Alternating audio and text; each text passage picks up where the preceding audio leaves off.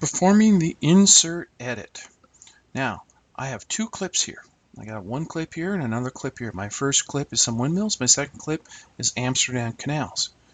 Now, I'm going to come up here and I got a tugboat show. I got it marked in and marked out.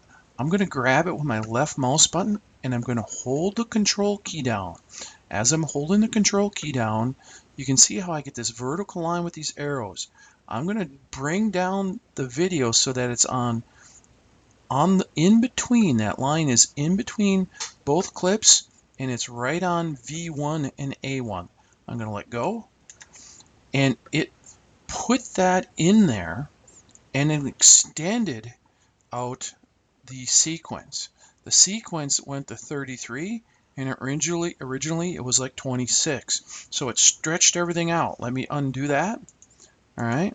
You can see how my original is 26 and 26 frames.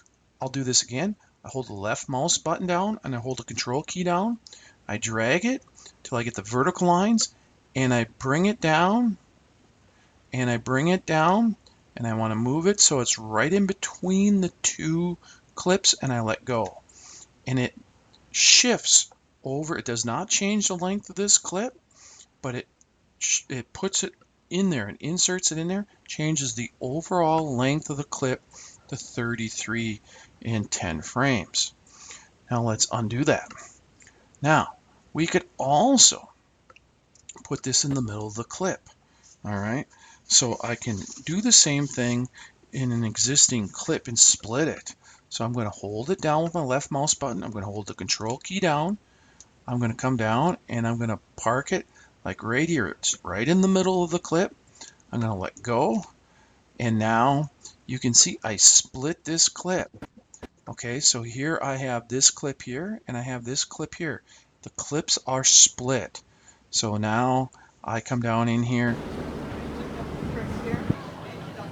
and they're all tugboats. All of them are tugboats. So in this style here, I split the existing clip and before I parked it in between two different clips. So this is two examples of performing the insert edit.